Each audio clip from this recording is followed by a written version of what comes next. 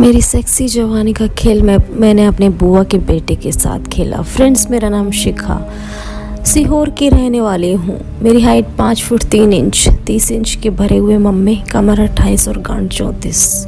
ये मेरी पहली कहानी है जो मैंने अपनी बुआ के बेटे के बीच की है। मेरी सेक्सी जवानी का खेल आप लोग प्रोत्साहित करें ताकि मैं और कहानियाँ भेज सकूँ। बात 12वीं कक्षा की है।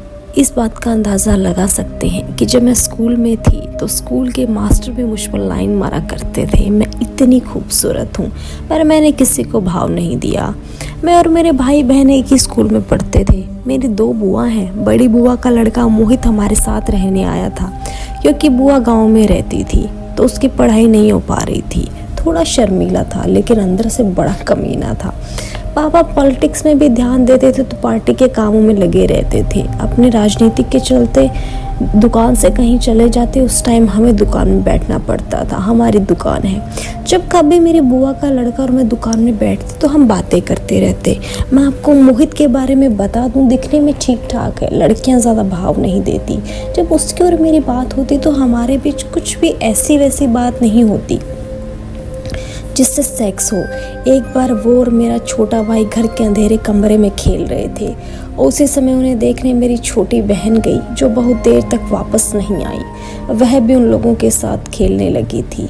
मैं वहाँ गई तो मैंने देखा कि मेरी बहन मोहित की गोदी में बैठी है। मेरी बहन भी मेरे से 1 साल छोटी ही थी तो एक जवान लड़की जवान लड़के की गोद में बैठे देख मुझे अटपटा लगा। फिर उस वक्त मैंने सोचा कि खेल ही रहे होंगे। मुझे देखकर मोहित लोग मुझसे भी बोलने लगे। मैंने पूछा, ये खेल क्या है, इसमें क्या करना है? उसने कहा, एक दूसरे को उठा कर लाना है और यहाँ पकड़ कर रखना है। ये कोई खेल नहीं है। वो दोनों लड़के ऐसे ही थे। उन दोनों को लड़कियों को पकड़ा पकड़ी में मज़ा आ रहा था, इसलिए खेल का नाम दे दिया।